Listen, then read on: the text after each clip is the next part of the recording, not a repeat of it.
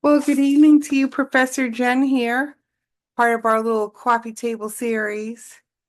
Always some interesting topics, as you can imagine. I appreciate everything that Captioning Services does for us. It's just sort of a wintry evening here in Rochester, New York, getting some notes together. So if you hear any shuffling of papers or you hear me pause, it's only because I'm looking at all of my materials that I've gathered to have this little chat with you this evening, bring you some new ideas as it relates to pop culture, new ideas, new theories, new discussion, new insight as it relates to some of the oldies but goodies. So I was looking at some research. I like to talk about Shakespeare. I like to talk about, the oldies, Charles Dickens. I haven't really talked about Dickens with you yet, but we'll mention Charles Dickens, you know, and Shakespeare. And I want to talk specifically about three very, very popular films. One is international, two are national here in the United States that really revolutionized how we look at this particular topic. The topic is child and adolescent prostitution in literature. Now, up here, I have a very famous picture. If you're probably 40 years old or older, you would recognize this picture. It's the Emmy winning Jodie Foster. She played the role of a prostitute in 1976 in a film called Taxi, Taxi. And it was very well received nationally and internationally at the time, but it was also a very big shock value that they had a minor. At the time, Jodie Foster was a child, a minor playing a prostitute with a very adult role, very adult script. You know? But I think about Shakespeare in Measure for Measure, a famous play of his. He talked about, the dichotomy and juxtapositioning of the innocent woman versus the woman who has many callers, many sexual liaison, we could say, and how it is the treatment of childhood prostitution, roughly in literature, 1500s, you know, very unspoken subject, very taboo subject today. Here we are, 2025, some interesting things going on. People today talking about all kinds of film, all kinds of literature that people wish to produce, people wish to direct. And it still has difficulties when we look for representation of stories that are surrounding the whole notion of childhood prostitution. You know, it seems so exploitive. The whole subject's a very hard subject. At RIT since roughly 2005, I taught a class every year, nearly every semester. It was called Prostitution and Vice. This class filled like you couldn't believe, ran nearly 20 years, 19 years. Then we moved to another course called Sex Cells. I developed both of these courses with my own material. It was sort of funny in the very beginning in 2005. Feels like forever, 2005. Everybody said, "Oh, this course will never fill. It will be just too salacious. It will be just too political here at RIT Conservative School." And it ran nearly 20 years and it ran packed nearly every time. At one point, the class was cross-registered with University of Rochester's community health programs because there is a whole population of childhood sex trafficked workers, childhood prostitutes. I coined a term that went national, and it was a term that took off very quickly. It was called prostitots, and that's small prostitutes, prostitots, like a little tot, and it's very sad, but it's very important parts of culture, not only here in the United States, but certainly in a global level. Certainly, Philippines, they say in Philippines it's one out of every 12 girls that are under the age of 10 are prostituted. In parts of India, very high rates of prostitution. And you go to other parts of the Baltics, Eastern European front, certainly Ukraine, Chechnya, Kosovo, a lot of prostitution. Women, girls, especially young girls, bought and sold, continuously traded, etc., for drugs, guns, food, happy meals, whatever. With any other profession, as you're aware, there's always different levels of pay, whether it's carpentry, teaching, real estate, a doctor. People have different levels of service, different fees. Well, same thing happens in prostitution, you know. So I want to talk a little bit about this film Taxi.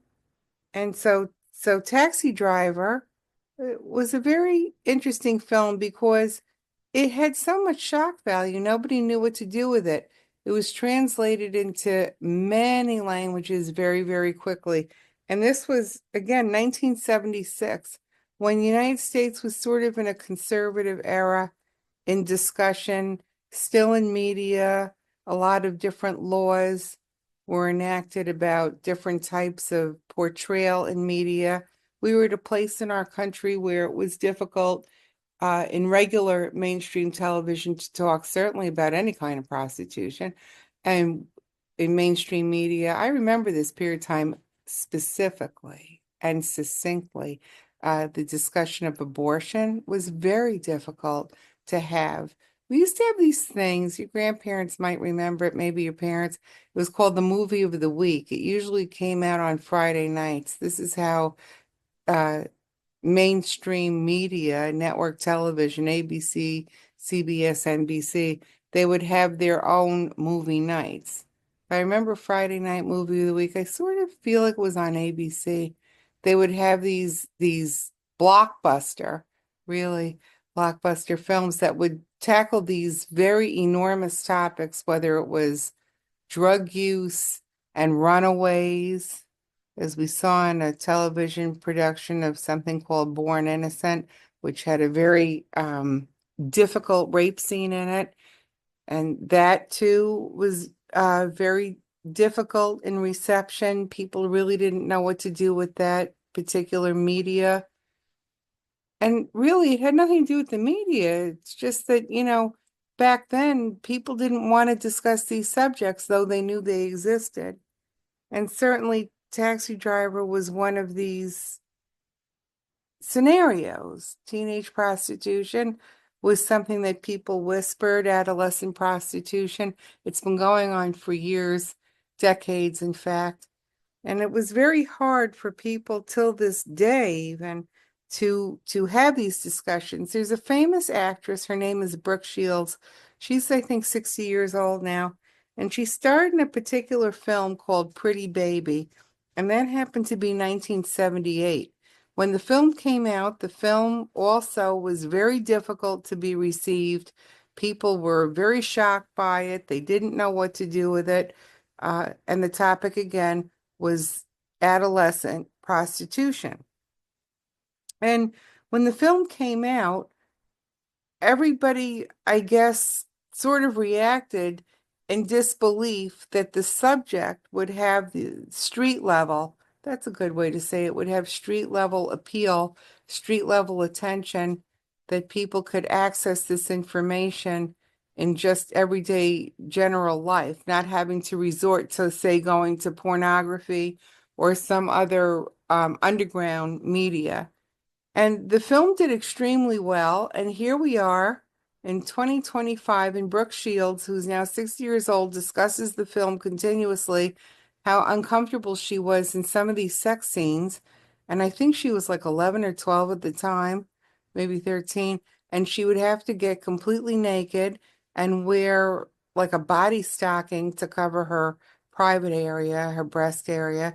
And she would be laying in the bed. I saw the film. She'd lay in the bed with the actor Keith Carradine, and she would have to kiss him, and she would say that, they would try to take all of these measures at the time in filming so she wouldn't have to make too much body contact with him. But I don't mean to be crude, so please forgive me. But we are talking about pop culture, and we are talking about a difficult subject, uncomfortable subject. And she even intimated in a interview recently that now that she thinks back as a 60-year old woman and a mother herself, she thinks back about some of these scenes. She didn't realize that maybe the person that was playing um, the male counterpart role in this very dynamic film, she now realizes he might have had an erection. He might have felt, attracted to this scenario. And she even had stated in an interview that perhaps at the time, not even understanding sex and sexuality in literature, in film, as she had really no interaction with it whatsoever, whether it was professional as an actor or just as a young girl. She just didn't have, you know, these kinds of liaison.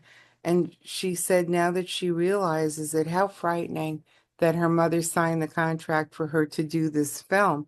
And in the film, Pretty Baby, she has relations with a few people, and there's like a lot of touching and handling and caressing, and I'm not trying to dress it up. I'm just putting it to you, trying to find the words. I guess another series of words we could say in the literary community and vocabulary, we could say groping and feeling and trespassing. We could use that language too. I'm not opposed to that whatsoever. It always matters who's telling the story, and then sometimes that decides the literature, the nomenclature, the vocabulary. So let's keep that in mind too. Then in 2004, there was an Israeli film. It did very well internationally. It won several international awards. The film was called Or, and so in English language, in letters, it would be O-R, Or. But if you translate it into Hebrew, it means treasure. That's the word. Or means treasure. And so the name in Israel, Hebrew, was treasure. And it's about a girl who is also not quite 18, and she is the child of a prostitute, well-known prostitute in a small little city in Israel. And the child, or decides that there's really no way out for her because nobody takes her seriously because of her mother's profession, and or then becomes a child prostitute. There's some very uncomfortable scenes in Or, the film, that relate to sex, sexuality, the purchase of sex, referential uh, terms about sex, anal sex, etc., and making deals about payment for anal sex, and some suggestive scenes, which are very sad, of course, for anybody to view, anybody to see. But especially we know in the film that she's, definitely a minor. Anyhow, we talk about why do we tell these stories? Why do we continue to see these different themes in different forms of media, whether it's television, motion picture, national, international? Because we're never really resolving these issues.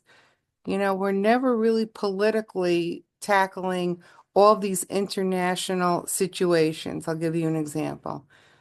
Sex tourism. When I first said the word sex tourism, people stared at me like I was speaking a foreign language. A lot of people don't realize many persons from all over the world go to Vietnam, they go Cambodia, Indonesia, Philippines, etc., for these very inexpensive vacations, and then part of the reason to go on these vacations is to purchase sex from minors. I'm not instructing people to do this. I'm just conversing with you to bring to you different aspects of the world as it relates to topics in the literary canon. Again, why literature? Why do we keep reviewing these topics? Why do they have any relevance in anybody's life? You go into some of these places online, you can go look for it yourself. You don't have to take my word for it. And if you type in sex tourism, there are actual sex journeys and sex vacations people can buy all over the world. They tell you what to expect, where to go, how much.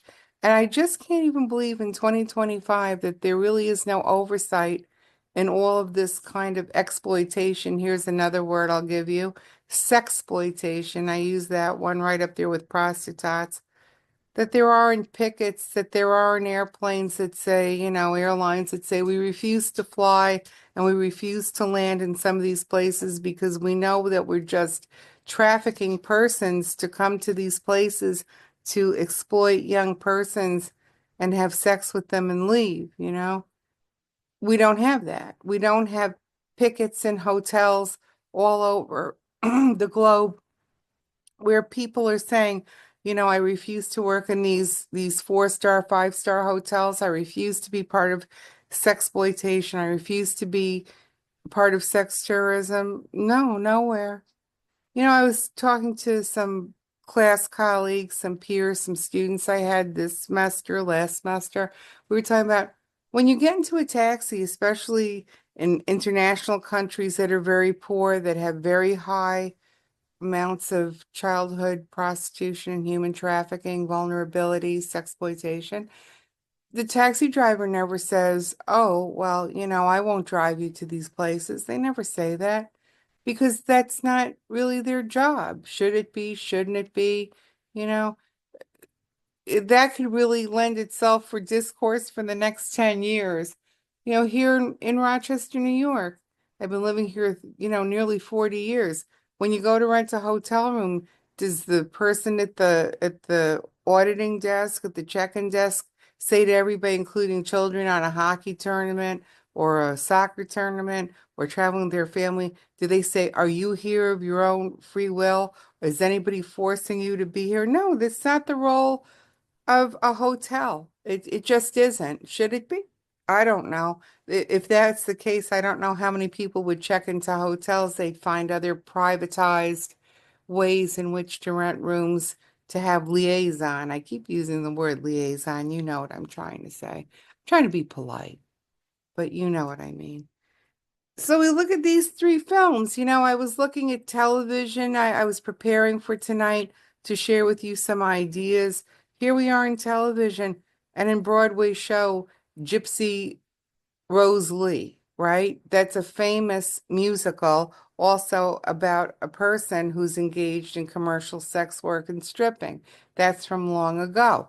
We've been talking about this in a variety of methods in literature, in shows, in music.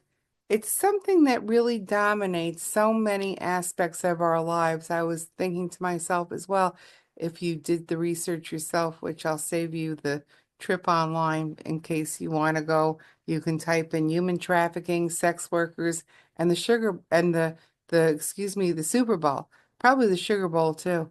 Uh, these commercial sex workers and all of these very large sporting events, it's a very big, big business. It encounters uh, people that want to buy sex when they go to basketball playoffs, when they go to golf playoffs, not only nationally but internationally. Sex trafficking is something that we find throughout the globe because it just seems to be that many people, this is an observation, many people they might want to go out for a nice meal. So it becomes a reward, becomes part of vacation. We've all had vacations. You say, "Oh, I want to eat someplace nice. I'll spend a little extra money, uh, have an experience I didn't have before." This is what we all say, right? When we want to buy food or we go to Disney or on a cruise.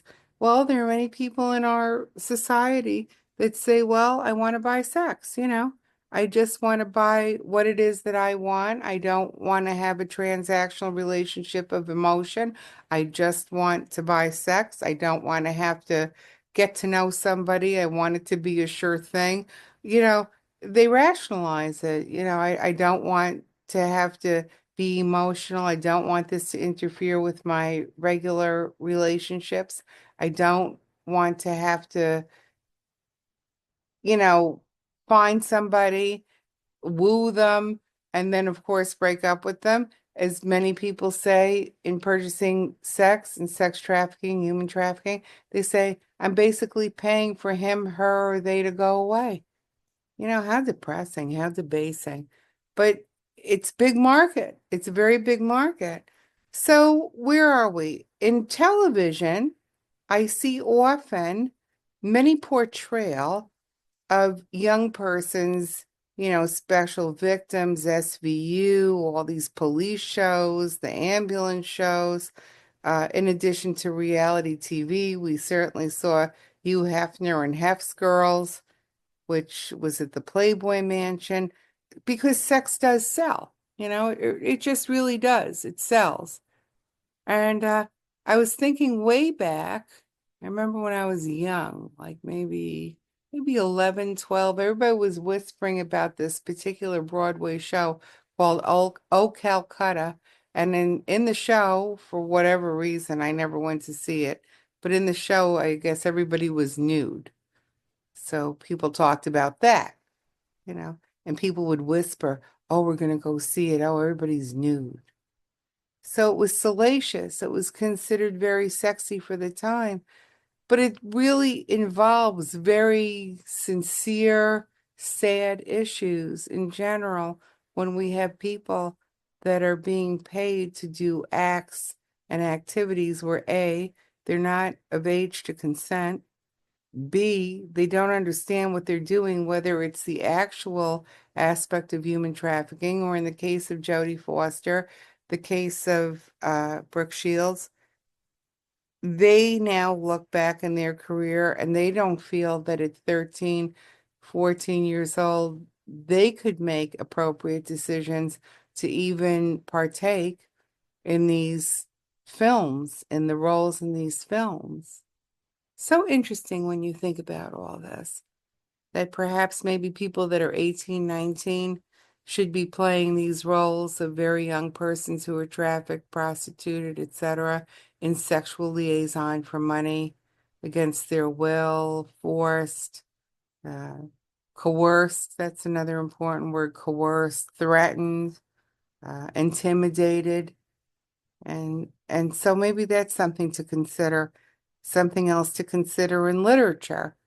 How do we handle these topics, these very, very difficult topics that are political, sexual, sociological, anthropological, exploitive? That is sort of the job sometimes of literature, to bring all of these issues to light, to show us what's going on. But I think the important thing is along the way, as we make film, television, show adaptations of literature, not to, like do no harm, not to hurt anybody. So those are my thoughts, my dears. Like I say, I focused in on those three films because I remember them. I remember the time and place when they came out. I remember how difficult it was for them to be received, yet they were all blockbusters. Isn't that interesting? Think about that too. So difficult to be received. Everybody, did the clenched lips, pursed lips, shaking their head. Oh, no, no, I'd never see it. Well, somebody went and saw it. These films made millions and millions of dollars. They still do in syndication royalties. So when people say, "Oh, I would never go see these films," of course they went and saw these films. Sort of reminds me of it was some porn, Behind the Green Door. That was another one. Linda Lovelace. Everybody said, "Oh, no, no. Oh, I would never go to see this." Well, somebody went and saw them. They made millions of dollars in their time and place. Till this day, very popular films. But again, we think about exploitation. I was watching this past summer, 2024, all about Pornhub. This platform, Pornhub. Don't make like you don't know what I'm talking about. Everybody knows Pornhub. And they said that Pornhub is one of the most clicked on locations on the internet, the World Wide Web daily. Isn't that something? And Pornhub is fine when you think about it in the terms of, okay, people that are the right age, legal age, people are buying, people are selling, okay? But I do wonder to myself, how do we protect people that are underage, either in buying and or selling? People that wind up on Pornhub, really threatened, coerced. Maybe they really don't want to be there. How would we ever know? How would we ever know? And how do we help people that are victimized? We probably don't, because there's always all of these persons, these handlers, people that want to exploit other people, people that realize that there's money because sex does sell in literature, on the internet, and film, even 30-minute, 20-minute, 10-minute interaction, live sex, etc. It becomes so transactional in the sense that, you pay the money, you get whatever it is you want, and you click off. So those are my thoughts, my dears. I think for the next 10 years, 20 years, 30 years, we'll still be tackling all these very important questions. At what point do we look at literature? Do we look at film? Do we look at the internet and we say, we have all of these experiences, or as I would coin another term, experiences, but we have to wonder to ourselves, all of the people that these few experiences highlight, all these millions of people in our culture globally that are really suffering at the hands of somebody else's servitude, the- coercing them, making them do all these things that they clearly don't want to do. It's not even just things they don't want to do. It compromises their mental health, their spiritual health, their sexual health, their physical health. In so many cases, it can be truly a life and death matter. People get left with all kinds of long-term STDs, if not terminal STDs, all kinds of things to consider: unwanted pregnancies, children that wind up in orphanages. It's just such a large issue, this whole notion of human trafficking. It's so big. It's so big and it's so ugly that we don't really even have a place, like all in one place, a character that has all of these circumstances, terminal disease, ongoing chronic disease, mental health issues, drug issues, unwanted pregnancies, etc., starvation, homelessness, houselessness. It would be just so horrible. The one thing that I look at this picture that I loaded up for you, sometimes I think that we like to sort of glorify and or romanticize or clean up some of our visuals. We like to present things to look, not as bad as they seem. This picture sort of, it's so sad, the shoes and the whole look of this character, and you realize she's really just a little girl. So I'll leave you on that note, on these thoughts. I always appreciate the time that we spend together, asking these important questions, reviewing different aspects of text, looking at contemporary visions, contemporary issues and values as we move along. So I wish you well. I hope you're blessed always. Have a nice night.